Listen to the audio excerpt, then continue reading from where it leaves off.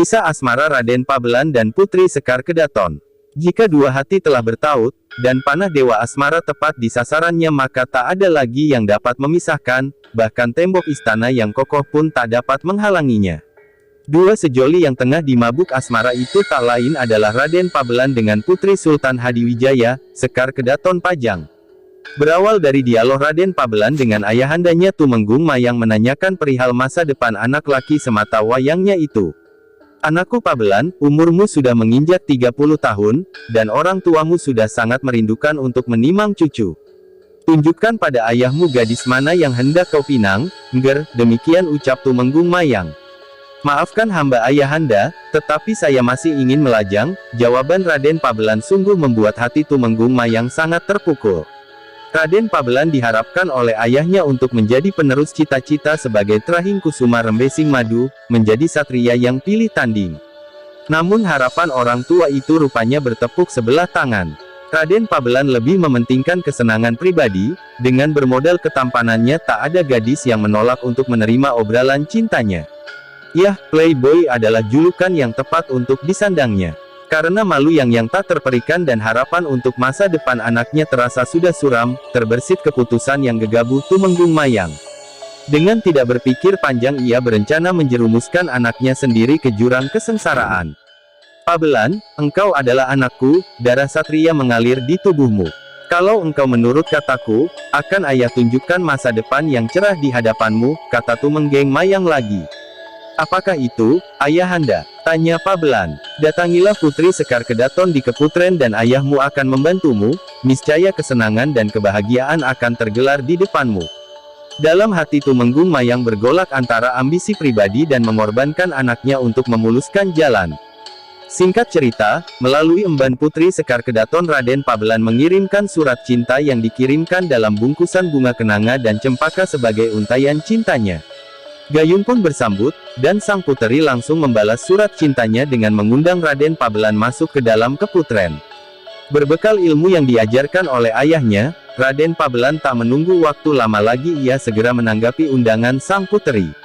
Tembok istana yang kokoh terbuka setelah diraba dengan mantra yang diajarkan ayahnya, Tumenggung Mayang. Dua sejoli bertemu, gairah asmara telah menuntun mereka berdua melalui jalan cinta yang terlarang. Raden untuk Pabelan menyadari bahwa jika hubungan mereka diketahui, tiada kata lain selain dijatuhkannya hukuman mati. Hal itu pun diutarakannya pada sang puteri, namun dengan lemah lembut Putri Sekar Kedaton Pajang menyatakan bahwa ia akan membela dengan sepenuh jiwa jika sampai ayahandanya yaitu Sultan Hadiwijaya sampai tahu dan murka karenanya. Dua sejoli yang sedang dimabok asmara, tak menghiraukan bahaya yang tengah menghadang di depannya. Memasuki kawasan Puri Keputren tanpa izin adalah larangan besar, apalagi seorang pria yang bukan keluarga istana, hukuman mati adalah sanksinya. Malam yang penuh gelegak asmara telah mereka lalui berdua, tanpa diketahui oleh penjaga dan emban yang ada di istana. Dalam hati Raden Pabelan juga terbersit rasa takut jika aksinya yang tak senonoh ini diketahui oleh penghuni istana, tetapi nafsu telah membutakan mata hatinya. Bahkan ia telah bertekad mati pun akan dihadapinya demi cintanya terhadap Putri Sekar Kedaton. Setelah seharian bercengkrama dengan sang pujaan hati, Putri Sekar Kedaton membujuk agar Raden Pabelan segera pulang dahulu untuk memohon ayahandanya meminang sang putri kepada Sri Sultan. Berat hati Raden Pabelan untuk berpisah, tetapi karena desakan halus itu akhirnya menguatkan niatnya untuk pulang meninggalkan Sekar Kedaton. Huru hara di Puri Kaputren. Dengan mengendap-endap di kegelapan bayangan tembok istana Pajang, malam itu Raden Pabelan hendak merapal ajian bekal dari ayahnya. Dirabanya tembok yang tinggi, tebal, dan kokoh itu sambil membaca mantra. Tidak seperti awal kedatangannya, tembok istana tersibak saat selesai dibaca mantra. Kali ini sudah diulangnya mantra kesekian kali, tetapi tembok itu tetap membisu dan tak bergeming. Wajah pucat dan keringat dingin telah membasahi tubuh Raden Pabelan. Ia tidak menyadari bahwa ayahnya, Tumenggung Mayang memang sengaja tidak memberikan jalan keluar bagi Pabelan dari tembok istana. Bergetar hatinya dan menjadi ciut nyali Raden Pabelan menghadapi masalah itu. Sejenak ia termenung kemudian diputuskan untuk kembali ke Kaputren untuk menemui Sekar Kedaton. "Apapun yang terjadi, jika aku harus mati, harus ada yang menemani, Putri Sekar Kedaton tentu. "Aduh, maafkan hamba, Putri," Kakang terpaksa kembali menemui Dinda. Kalimat itu meluncur dari bibir Raden Pabelan saat ditemuinya lagi sang putri. "Ada apa Kakang? Mengapa Kakang Pabelan kembali lagi?" tanya Sekar Kedaton tak habis mengerti. Raden Pabelan sengaja menutupi kegagalannya membuka tembok istana dengan mengatakan bahwa ia tak kuasa menahan kerinduan hati jika meninggalkan sang putri. Demi mendengar rayuan gombal sang playboy sejati itu, maka tak tahanlah gejolak hati sang putri.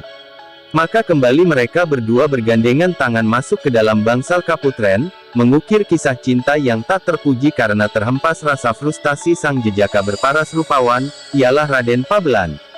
Sepandai-pandainya mereka menutupi rahasia birahi, akhirnya terhembus juga angin yang menghentakkan jantung para emban yang bertugas menjaga keselamatan sang putri, demi mendengar suara asing, dan lenguhan tertahan dari dalam kamar sang putri, dan terkunci lagi.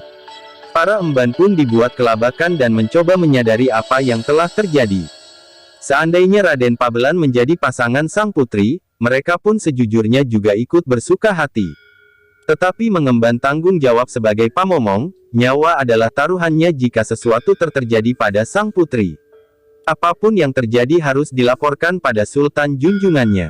Maka bergegas emban melapor pada sang raja, yang tengah berwawan sabda dengan para punggawa istana Pajang.